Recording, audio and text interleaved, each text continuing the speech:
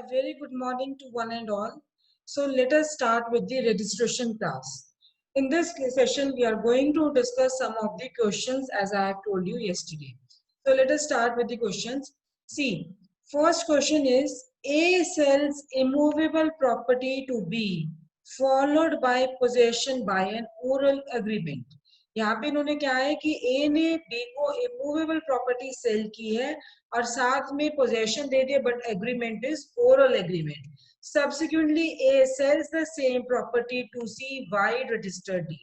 कि फिर उसने ओरल एग्रीमेंट के बाद क्या किया, ए ने सी को प्रॉपर्टी सेल कर दी है और रजिस्टर्ड डीड करा दी है. तब कौन सी ट्रांजैक्शन वैलिड होगी? Discuss giving the reasons. So anybody, which transaction will be valid? अब यहाँ पे आप देखिए जो ट्रांजैक्शन ए और बी के बीच में है, जो ट्रांजैक्शन आपकी ए और बी के बीच में हुई है वो वैलिड है. वो वैलिड क्यों है? क्योंकि ए ने बी को ओरल एग्रीमेंट से प्रॉपर्टी सेल कर दी है. Is it clear? ए ने और पोजेशन दे दी है. मेन बात क्या है कि पोजेशन दे दी है. अगर यहाँ पे पोजेशन ना दी होती तब हम कह सकते थे कि ए और सी के बीच में एग्रीमेंट वैलिड है. लेकिन अब यहाँ पे गिवन क्वेश्चन में क्या है कि आपके पास पोजेशन आ गई है, बी के पास पोजेशन आ गई है, तो इस वजह से ए और बी के बीच में जो एग्रीमेंट हुआ है वो वैलिड ट्रांजैक्शन है. Is it clear? Will your answer, next देखिए, will your answer be different if A sells to B by an oral agreement but no possession is delivered? Is it clear? अब ये कह रहे हैं कि अगर आपकी, मतलब आपका आंसर क्या होता है अगर ए ने बी को प्रॉपर्टी सेल की है ओरल एग्रीमेंट से और आपने बी को पोजेशन नहीं दी है, तो उस केस में हमारा आंसर डेफिनेटली डिफरेंट होगा. उसमें क्या होगा कि कौन सी ट्रांजेक्शन वैलिड होगी, ए और बी के बीच में या फिर ए और सी के बीच में. Is it clear? ए को यहाँ पे वही सेम क्वेश्चन है, सिर्फ इतनी सी बात उन्होंने लिखी है कि यहाँ पे पोजेशन नहीं दी है बी को. Is it clear? यहाँ पे पोजेशन नहीं दी है बी को, वहां पे क्या फिर उसने सेल करके ओरल एग्रीमेंट से बी को सेल करके अगेन बाय रजिस्टर्ड डीड उन्होंने ए ने प्रॉपर्टी सी को सेल कर दी है. तो यहाँ पे आंसर हमारा डिफरेंट होगा. यहाँ पे कौन सा ट्रांजेक्शन वैलिड होगी? यहाँ पे ए और सी के बीच में जो ट्रांजेक्शन है वो वाली ट्रांजेक्शन आपके बीच में वैलिड होगी. ए और बी के बीच में वैलिड नहीं होगी क्योंकि यहाँ पे आपको पोजेशन नहीं दी गई. Is it clear? Next, A sells immovable property to B by unregistered deed. A ने B को immovable property sell की है लेकिन unregistered deed है, registered नहीं करवाई है sale deed. Subsequently, A sells the same property to C by registered deed. Which of the transaction is valid? Discuss giving reasons. अब यहाँ पे आप देखो क्वेश्चन में डिफरेंस क्या है. क्वेश्चन में इतना डिफरेंस है कि वहां पे आपको ये नहीं लिखा है कि it is oral agreement, written agreement. जब उन्होंने कहा है कि डीड रजिस्टर्ड नहीं कराई है तो it means it is a written. ठीक है, रजिस्टर्ड नहीं कराई है तो अब कौन सा इसमें ट्रांजेक्शन वैलिड होगी? ए और बी के बीच में वैलिड होगी या फिर ए और सी के बीच में वैलिड होगी? Is it clear? अब यहाँ पे जो ट्रांजेक्शन ए और सी के बीच में वो वैलिड होगी. क्यों वैलिड होगी? क्योंकि यहाँ पे जो सेक्शन 50 है रजिस्ट्रेशन एक्ट का, सेक्शन 50 जो रजिस्ट्रेशन एक्ट का है, वो क्या कह रहा है कि जो ड्यूली रजिस्टर्ड डॉक्यूमेंट है, that has to take effect as regards the property comprised therein against every unregistered documents same property से जो relate कर रहे हैं.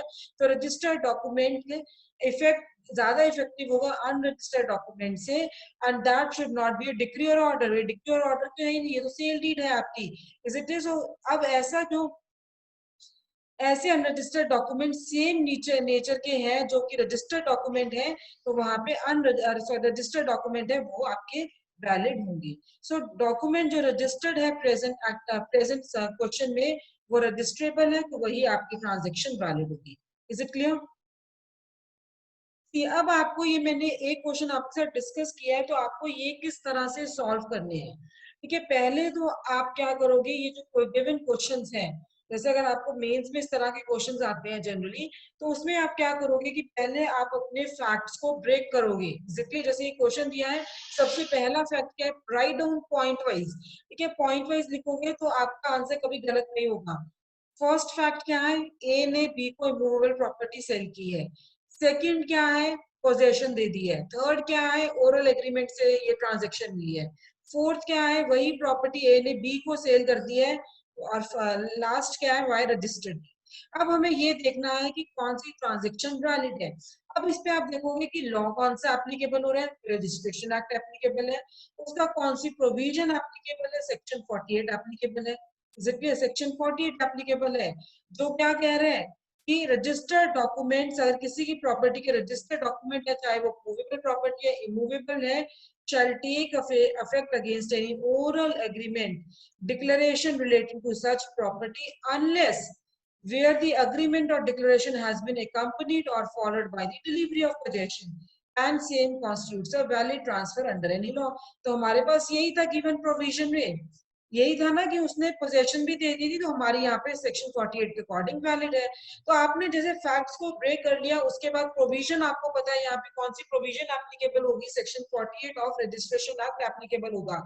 उसके बाद आप क्या कह रहे हो कि अब इसको अगर आपको नहीं समझ में आ रहा, do break your provision also, 48 को भी पॉइंट वाइज लिख लो। ठीक है, अब उसमें क्या जो आपके गिवन फैक्ट्स है और जो आपकी प्रोविजन है वो मैच हो रही है, उसके हर एक इसेंशियल्स प्रोविजन के each and every essential should be matched. अब each and every essential match हो रहा है, तो इट मींस आप सेक्शन 48 के अकॉर्डिंग होंगे कि हमारी जो ए और बी, हमारी जो गिवन प्रॉब्लम में जो ट्रांजैक्शन ए और बी के बीच में वैलिड है। Is it clear? क्योंकि वहां पे पोजेशन ओरल एग्रीमेंट भी है, पोजेशन भी देती है।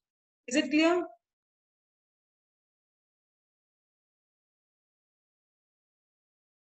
guys? Is it clear how to solve these questions? Yes or no?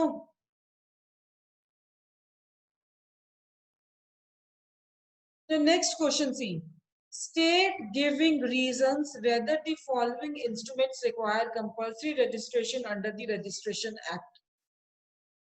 कि जो अब ये हमें दिए हुए हैं, यहाँ पे कुछ इंस्ट्रूमेंट्स दिए गए हैं, अब उससे बताना है कि कंपल्सरी रजिस्ट्रेशन है या नहीं।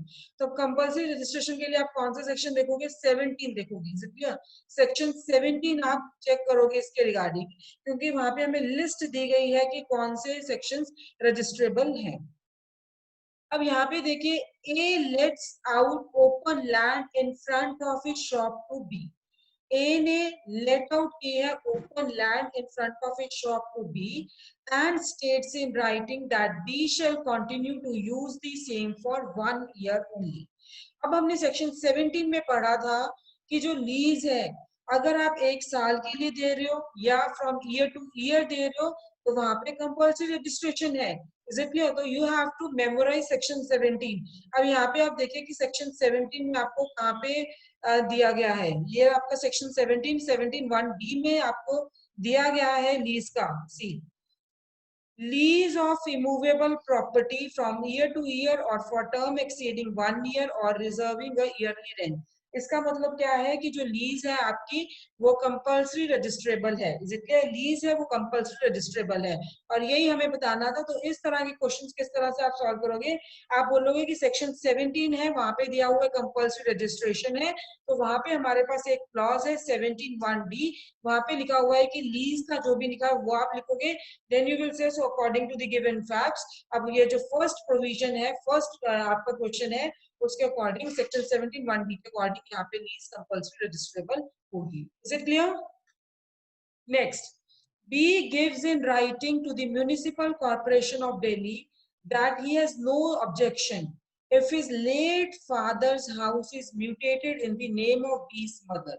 अब यहाँ पे क्या है, बी ने एक लेटर लिखा म्यूनिसिपल कॉर्पोरेशन ऑफ दिल्ली को कि उसका कोई ऑब्जेक्शन नहीं है, उनके कोई ऑब्जेक्शन नहीं है अगर उसके लेट फादर का हाउस म्यूटेट उसके मदर के नाम पे करेंगे। और उन्होंने अपनी यहाँ पे क्या है कि जो बी है उन्होंने अपनी सारी राइट्स को रेलिंक्विश कर दिया, खत्म कर दिया इन दी फेवर ऑफ हिज मदर। अब ये डॉक्यूमेंट्स आपके कंपल्सरी रजिस्ट्रेबल है या नहीं है जो उन्होंने, तो वहां पे अब आप देखोगे तो again you will look at the section 17।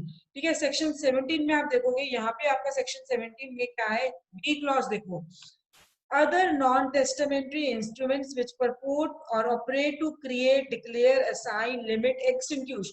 अब यहाँ पे क्या है, extinguish होगी बी की right, whether in present or in future any right or title or interest, whether vested or contingent, of the value of 100 rupees and upwards to or in immovable property.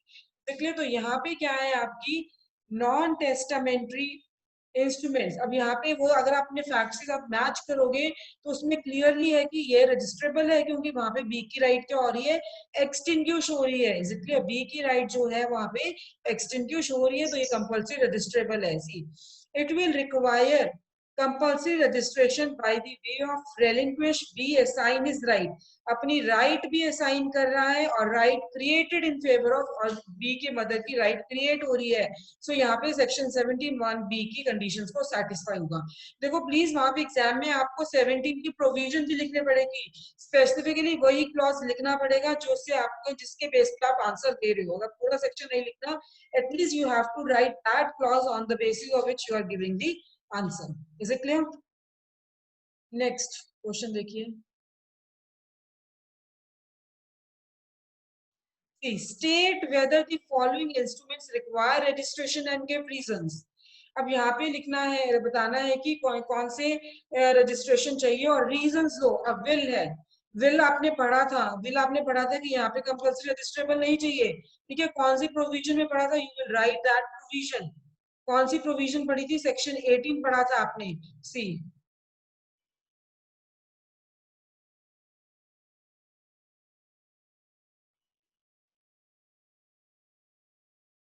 ये रहा Wills. और section 18 में आपको क्या दिया गया है कि कौन से इंस्ट्रूमेंट्स कंपल्सरी रजिस्ट्रेबल नहीं है, ऑप्शनल रजिस्ट्रेशन, ऑप्शनल है registration. Documents of which registration is optional. तो यहाँ पे आपका 18E दिया हुआ है जहाँ पे उन्होंने लिखा है कि wills they are not compulsory registrable. Is it clear? So यहाँ पे रीजन क्या दोगे, 18 का. लीज फॉर 11 मंथ्स, अब ये भी कंपल्सरी रजिस्ट्रेबल नहीं है. Is it clear? ये भी आपको सेक्शन 18 में दिया गया है. देखिए 18 क्लॉज सी में दिया है.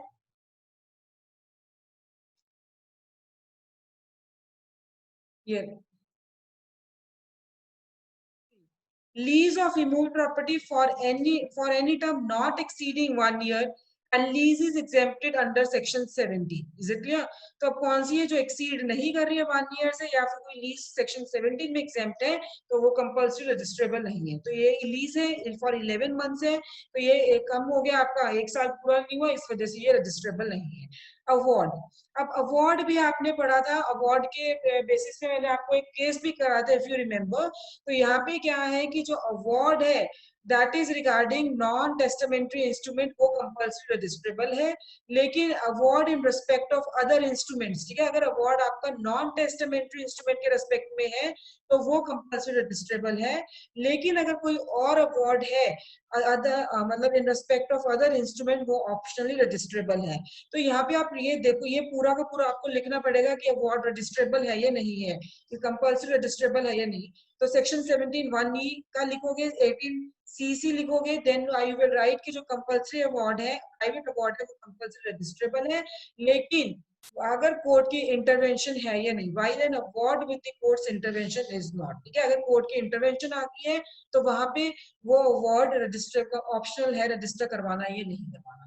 तो ये आपको सारा का सारा लिखना पड़ेगा. इज इट क्लियर कि 17(1)(e) क्या कह रहा है, 18(c) क्या कह रहा है, प्राइवेट अवार्ड क्या कह रहा है. And you may also right case law, तो उसमें आपकी ज्यादा पॉइंट स्कोरिंग हो जाएगा अगर आप केस लॉ लिखोगे. ये हमने केस लॉ कल किया भी था. एडॉप्शन डीड, लास्ट क्या है आपका, एडॉप्शन डीड है. एडॉप्शन डीड में क्या है आपका कि जो डीड ऑफ एडॉप्शन है, ठीक है, ये इसके रिगार्डिंग में हमने केसेस किए थे. तो वहां पे क्या है, डीड ऑफ एडॉप्शन को रजिस्ट्रेशन की जरूरत नहीं है.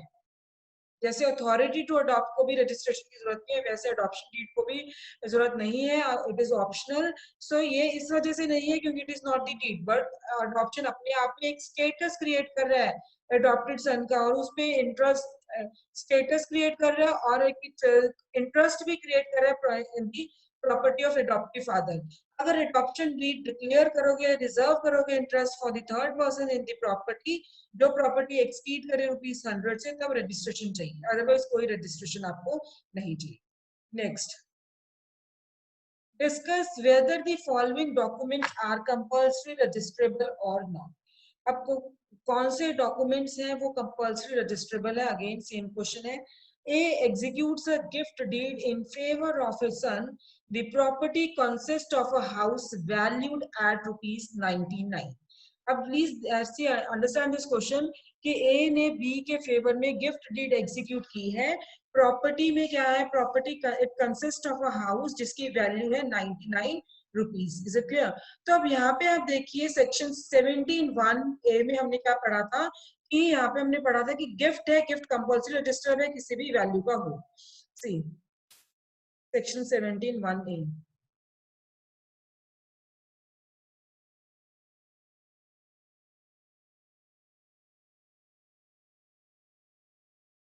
Instrument of gift of immovable property. तो instrument of gift of immovable property means कितने भी वैल्यू, यहाँ पे उन्होंने वैल्यू नहीं लिखी है तो ये क्या होगा? आपका कंपल्सरी रजिस्ट्रेबल होगा. Is it clear? So test of value of registration is 100 or upwards in respect of non testamentary instruments है. जो आपको बताया था ना कि 100 रुपीज या अपवर्ड्स है, वो कौन से उसमें नॉन टेस्टामेंट्री इंस्ट्रूमेंट्स में है. however in respect of gifts and will, gifts और विल के केस में क्या होगा? जो भी आपकी प्रॉपर्टी है, कितनी भी वैल्यू है प्रॉपर्टी की, रजिस्ट्रेशन वहां पे आपकी कंपल्सरी होगी. Is it clear? नेक्स्ट देखिए, ए ने गिफ्ट डीड एग्जीक्यूट किया अपने घर की in favour of a trust. Before gift deed could be registered, A की डेथ हो गई है. Legal heir of A refuse to get the deed registered. It was argued that gift was invalid unless registered decide. अब ये भी हमने कल discuss किया था इफ यू रिमेम्बर.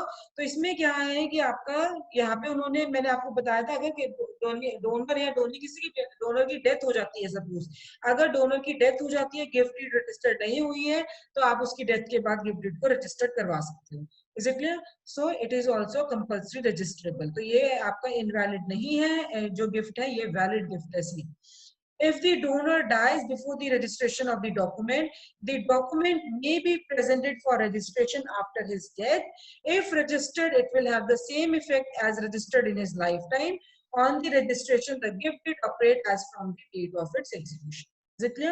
तो अब ये कौन सा केस था? हमने वेंकटा रामा वर्सेस पिलाई रामा किया था. तो आप इसमें किस तरह से डू राइट दी फैक्ट्स क्या है, उसके बाद आप लिखो सेक्शन 17 कंपल्सरी रजिस्ट्रेबल है. फिर आप लिखोगे कि इसी फैक्ट्स के बेसिस पे हमारे पास एक केस लॉ है वेंकटा रामा वर्सेस पिलाई रामा. ठीक है, इसका केस को फिर उसमें लिखोगे क्या हेल्ड हुआ था. तो आप बोलोगे अब जो हमारे पास गिवन फैक्ट्स हैं और जो हमारे पास केस जो हमने मेंशन किया है उसके फैक्ट्स बिल्कुल सेम है, तो यहाँ पे रजिस्ट्रेशन कंपल्सरी रजिस्ट्रेशन है. Next question, whether the following documents require compulsory registration? A document witnessing the list of articles, or document witnessing the list of articles, partition and possession by the members. अब यहाँ पे compulsory registration नहीं होगी क्योंकि यहाँ पे हमने पढ़ा था कि जो डॉक्यूमेंट्स हैं उनमें कौन से डॉक्यूमेंट्स को कंपल्सरी रजिस्ट्रेशन नहीं चाहिए, वो आप सेक्शन 8 में देखोगे. जैसे कि फैमिली अरेंजमेंट्स है, पार्टीशन डीड है, यहाँ पे कंपल्सरी रजिस्ट्रेशन नहीं है. डॉक्यूमेंट अपने आप में नहीं बताता, एक्सप्रेस नहीं कर रहा, ठीक है, expression of will necessary to take effect the change in the legal relations contemplating. So ये सब रिसाइटल है पास्ट एग्रीमेंट का. यहाँ पे कोई भी क्रिएट नहीं हो रही है राइट आपकी, एक्सटिंग्विश नहीं हो रही है, लिमिट नहीं हो रही है, जितने रिसाइट कर रहे हैं आप सम कुछ पास्ट एग्रीमेंट्स का. That was held in Roshan Singh versus Giles. Next, an award of immovable property passed by arbitrator, an award of immovable property passed by arbitrator appointed by the parties. अब ये क्या है, जो पार्टीज ने पॉइंट किया है, ये प्राइवेट अवार्ड होगा. प्राइवेट अवार्ड अभी मैंने आपको बताया था वो कंपल्सरी रजिस्ट्रेबल है. It is compulsory registrable as it is a private award. An award made with the court intervention is not compulsory registrable. It was held in Chandrakanta versus Ishwar. Next, what is the test to determine whether an instrument or document requires registration under section 17(1)(b) of the Registration Act? यहाँ पे क्या है कि आप यहाँ पे आपको बोला है कि टेस्ट, आपको कौन सा टेस्ट बताना है, वेदर एन इंस्ट्रूमेंट और document requires registration under section 17(1)(b) of the registration act. अब यहाँ पे क्या क्वेश्चन देखिए, यहाँ पे क्या टेस्ट है, देखो 17(1)(b) आप देखो 17(1)(b. Other non-testamentary instruments which purport to create, operate, declare, assign, limit, extinguish whether in present or future any right, title, interest, whether vested or contingent of the value of 100 rupees and upwards to or in movable property.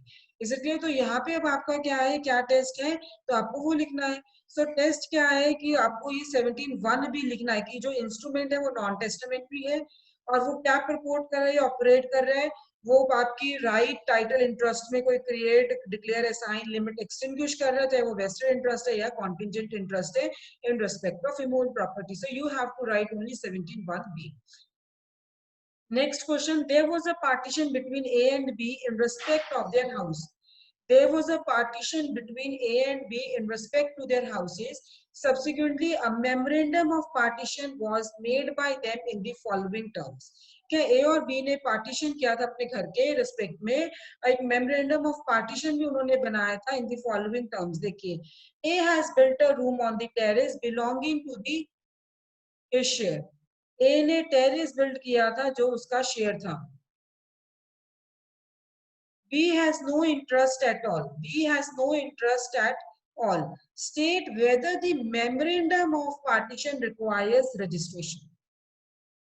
अब यहाँ पे क्या है, जब उसने, हमने ये भी कल बताया था मैंने आपको कि जहाँ पे अगर उसने खुद मेंशन कर दिया है और उसने लिख दिया है कि मेरा यहाँ पे कोई इंटरेस्ट नहीं है, तो उन केसेस में रजिस्ट्रेशन नहीं चाहिए होती. सो यहाँ पे क्या है, आपको रजिस्ट्रेशन की जरूरत नहीं है क्योंकि ऑलरेडी उसने लिख दिया कि उसने, बी ने अपने पार्ट पे जो उसको बिलोंग कर रहा था वहां पे टेरेस पे किया है और मेरा कोई इंटरेस्ट नहीं था, तो यहाँ पे रजिस्ट्रेशन की जरूरत नहीं है. Is it clear? No registration is required. There is no declaration of the right in the property. क्योंकि उन्होंने एक जस्ट स्टेटमेंट कर दिया फैक्ट की, उस फैक्ट को एडमिट कर रहे हैं कि जो पहले पार्टीशन हुआ था बिटवीन दी पार्टीज के रिगार्डिंग, उसमें एडमिट कर रहे हैं. Next, an endorsement is made. An endorsement is made by a mortgagee on a mortgage deed releasing the mortgage property in consideration of a cash payment of rupees 300. इसलिए एक endorsement दी थी मॉर्टगेजी ने mortgage deed पे कि वो mortgage property को release कर रहे हैं in consideration of cash payment of rupees 300. Does the endorsement require registration, तो ये भी हमने कल रीड किया था.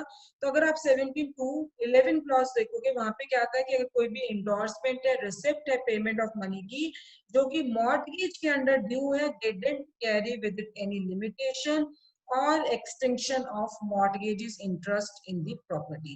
ठीक है, वहां पे अगर उन्होंने कर दिया तो ऐसी जो रिसिप्ट है वो मॉडिफाई की जा सकती है अगर कोई अकाउंट्स डिसाइड करने हैं बिटवीन द मॉर्टगेज एंड मॉर्टगेजी, और वो वहां पे रजिस्ट्रेशन की जरूरत नहीं है.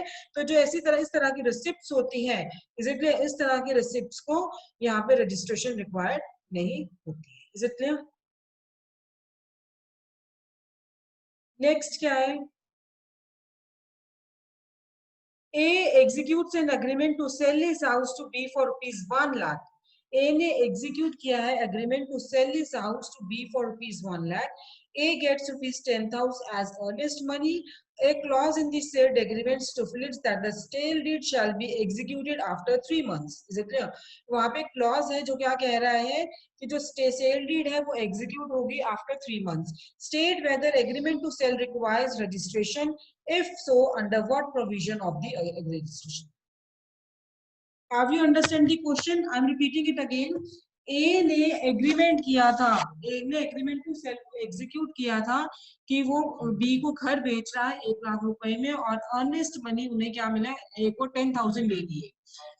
उन्होंने क्लॉज क्या कहा था, क्लॉज में क्या लिखा है इस एग्रीमेंट में कि जो सेल डीड है वो एग्जीक्यूट होगी after 3 months. So agreement to sale को रजिस्ट्रेशन, वो जो एग्रीमेंट टू सेल है वहां पे रजिस्ट्रेशन चाहिए या नहीं चाहिए, अगर चाहिए तो कौन सी प्रोविजन के अंदर आपको चाहिए. तो 17(2)(5) में क्या है, आपका जो डॉक्यूमेंट्स है वो राइट क्रिएट कर रहे हैं टू ऑब्टेन अनदर डॉक्यूमेंट, वहां पे रजिस्ट्रेशन नहीं चाहिए. 17(2)(5) क्या कह रहे हैं, जो documents which merely create a right. ठीक है, अगर कोई डॉक्यूमेंट आपकी राइट क्रिएट कर रहे हैं, दूसरे डॉक्यूमेंट को ऑब्टेन किया है, उस राइट को ऑब्टेन किया है, वहां पे रजिस्ट्रेशन की जरूरत नहीं है. और इस आपके इस क्वेश्चन में क्या है,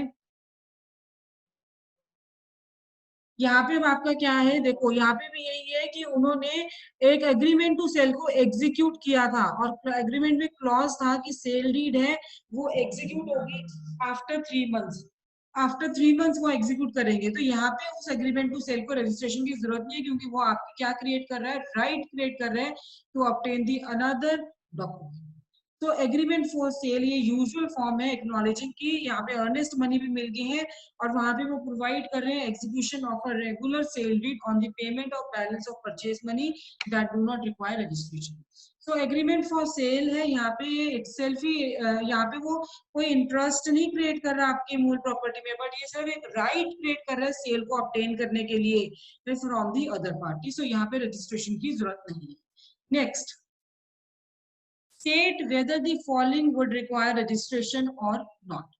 X the owner of market area, X जो owner है market area का, tells why the tenant not to hold market on Friday.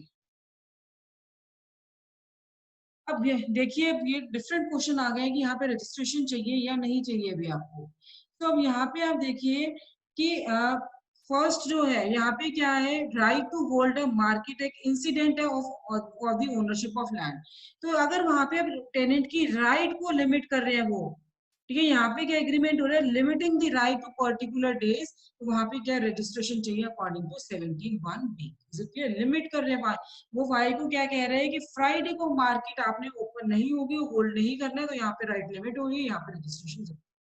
Next, A contracts between A and B to hold market on alternative days at their respective plot. Again same thing आ गया, यहाँ पे भी आपको documents की registration चाहिए, क्यों चाहिए, क्योंकि यहाँ भी आपकी लिमिट हो रही है राइट ऑल्टरनेटिव डेज पे मार्केट ओपन कर।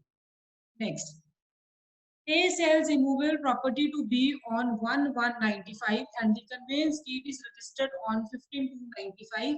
A sells the same property to C on 2 January 95। देखो ए ने क्या है, मूवेबल प्रॉपर्टी सेल की है बी को ऑन 1 January 1995 और कन्वेयंस डीड भी रजिस्टर कर दी है, मींस की ट्रांसफर डीड भी रजिस्टर कर दिया ऑन 15 February 1995। ए ने सेम प्रॉपर्टी सी को सेल कर दिया on 2 January 1995 and conveyance deed उन्होंने रजिस्टर कर दिया 10 January 1995। तो अब ये दोबारा से डोंट गेट इट कंफ्यूज, सबसे पहले मूवेबल प्रॉपर्टी ए ने बी को सेल की है 1 January 95 को और कन्वेयंस डीड फरवरी में उन्होंने रजिस्टर की है 15 February 1995। अब सेम प्रॉपर्टी ए ने सी को सेल कर दिया ऑन 2 January 1995 से अगले दिन ही सेल कर दिया है और जो उनकी कन्वेयंस डीड थी वो भी उसी मंथ में दैट इज 10 January 1995 को रजिस्टर करा दी। तो अब ये ट्रांजैक्शन कौन सी वैलिड होगी, ए और बी के बीच में है या ए और सी के बीच में है। क्या अब यहाँ पे क्या है, हमारे पास पोजेशन नहीं है, इसलिए पोजेशन नहीं है, तो अब यहाँ पे देखो रजिस्टर्ड डीड हमने ये भी पढ़ा था, आप जो आपकी रजिस्टर्ड डीड डॉक्यूमेंट है वो कब से ऑपरेट होते हैं, जिस दिन से एग्जीक्यूट किया है। तो अब दोनों जो रजिस्टर्ड डॉक्यूमेंट्स है वो सेम पर्सन ने एग्जीक्यूट किए हैं, सेम प्रॉपर्टी के रिगार्डिंग एग्जीक्यूट किए हैं, but do different persons at different times के अकॉर्डिंग एग्जीक्यूट किए। सो वन जो पहले एग्जीक्यूट हुई थी has the priority over the other, पहले वाले की प्रायोरिटी है, सो फॉर्मर है वो was registered subsequently to the letter, is it clear. तो सेक्शन 47 आप यहाँ पे लिखोगे। सो प्रेजेंट इस प्रॉब्लम है जो ए और बी के बीच में जो ट्रांजेक्शन है वो वैलिड ट्रांजेक्शन है, is it clear. So guys, these were the questions. I hope so from these questions you are clear with the registration act. तो सबसे ज्यादा इंपॉर्टेंट सेक्शंस जो इसके हैं वो सेक्शन 17 और 18 ही है, मेनली आपको उसी के बेस पे ही क्वेश्चंस आते हैं, is it clear. So I will show you one PPT, उससे क्या है आपका सारा का सारा रिवाइज हो जाएगा। सबसे पहले यहाँ पे क्या है, रजिस्ट्रेशन एक्ट की इंट्रोडक्शन देखिए आप कि जो ह्यूमन बींग्स हैं, ह्यूमन बींग्स हैं, उन्होंने काउंटलेस ट्रांजैक्शंस एंटर किए अपनी लाइव्स में, is it clear. So law क्या बिलीव कर रहा है कि वो जो लॉ क्या बिलीव कर रहा है कि इनमें से कुछ ड्यूली इन्फॉर्म्ड है और लार्जर इंटरेस्ट है सोसाइटी का। तो कॉन्सेप्ट था जो रजिस्ट्रेशन का, that was by certain human transactions, ठीक है, ह्यूमन ट्रांजेक्शंस में आया था by the state is evolve.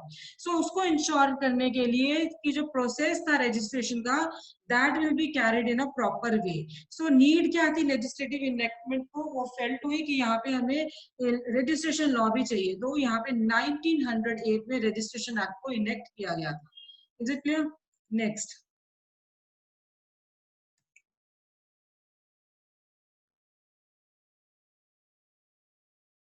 Just a minute.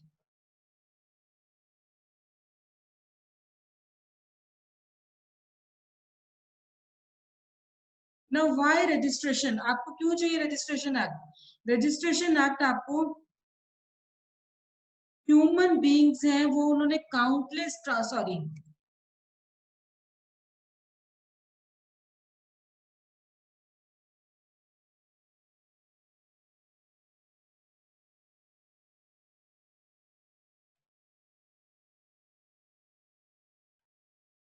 Registration act क्यों चाहिए? रजिस्ट्रेशन एक डॉक्यूमेंट प्लेस कर रहा है पब्लिक रिकॉर्ड्स में, जहाँ और वहां पे आपकी फी भी चार्ज करते हैं। जब आप भी डॉक्यूमेंट को रजिस्टर करवाने जा रहे हो, फी भी चार्ज होती है। तो यहाँ पे क्या हो जाएगा आपका कि जंक्शन में it is a duty to deal.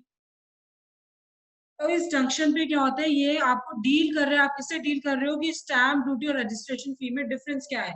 Stamp duty क्या होती है? स्टैम्प ड्यूटी कलेक्टेड होती है for the purpose of recognize right by the state, लेकिन जो रजिस्ट्रेशन फी है ये स्टेट चार्ज करती है कि आपके डॉक्यूमेंट स्टेट पब्लिक रिकॉर्ड में रखने के लिए। इसलिए स्टैम्प ड्यूटी क्या है, ये किस वजह से कलेक्ट होती है? For the purpose of recognize right by the state. Next,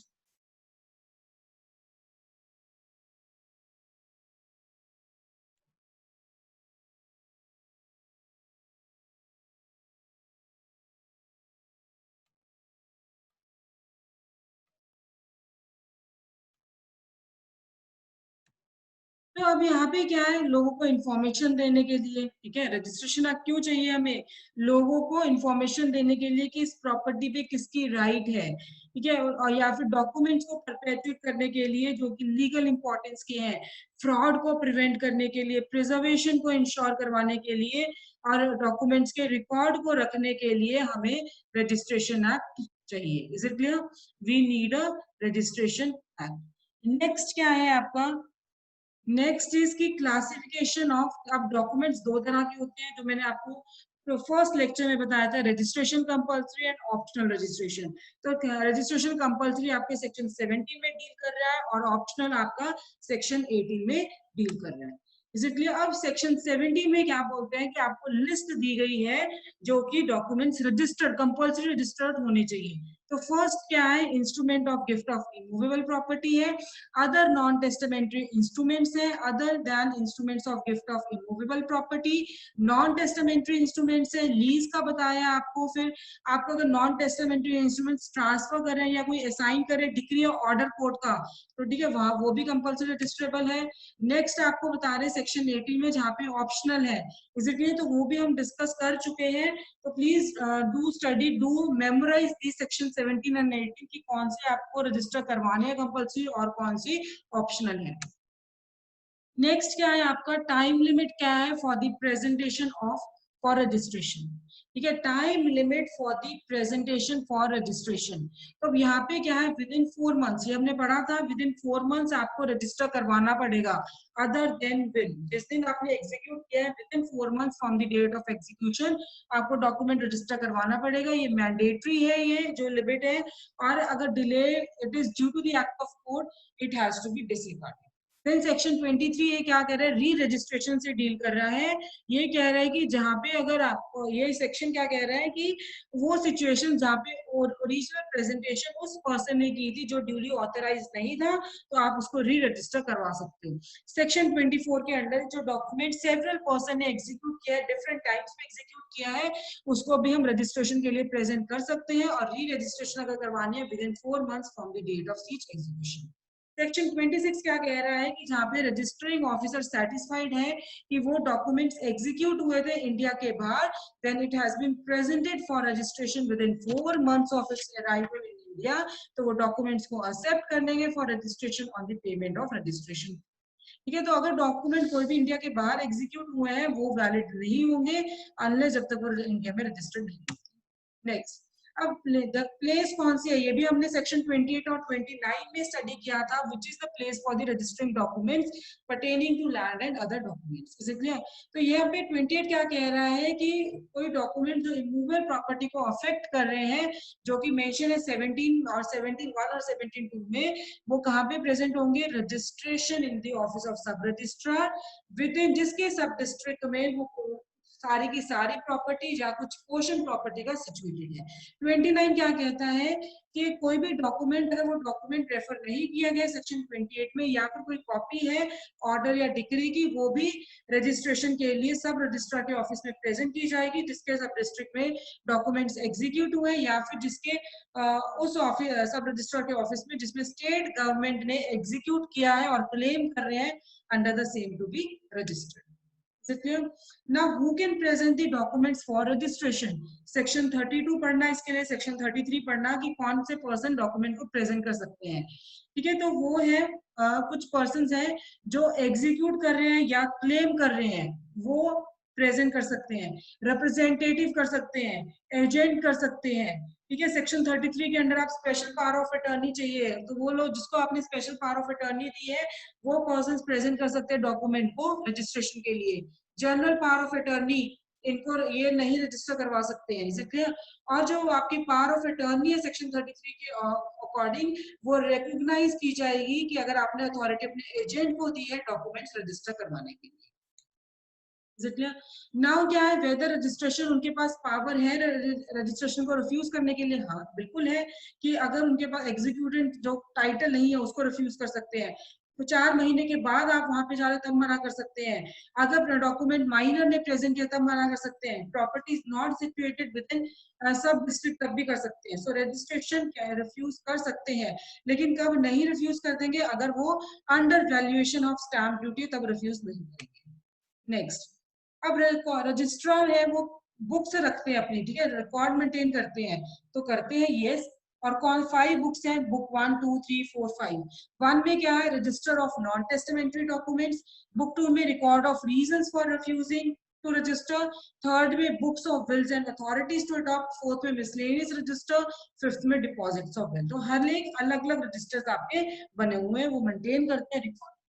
next, तो अब जो रजिस्टर और रजिस्ट्रेशन ऑफ बिल ऑप्शनल है, वो उसके रिगार्डिंग हमने कौन से पढ़े थे? सेक्शन 18 में पढ़ा था, सेक्शन 40 में पढ़ा है। Is it clear? तो ये आप स्टडी करना, सेक्शन 18 एंड सेक्शन 40।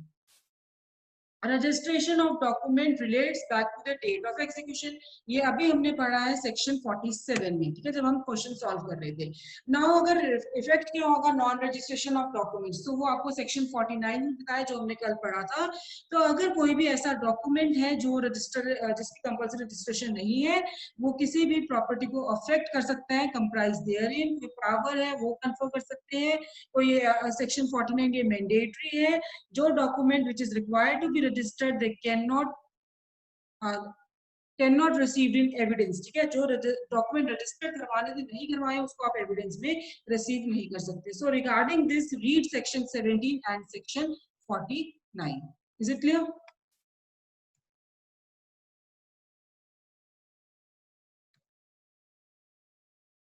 कौन से केसेस है ये हमने ऑलरेडी डिस्कस कर लिया कि कौन से ऐसे केसेस हैं जिसमें कंपल्सरी रजिस्ट्रेबल डॉक्यूमेंट्स है वो एविडेंस में यूज कर सकते हैं अगर वो रजिस्टर्ड भी नहीं हुए हैं।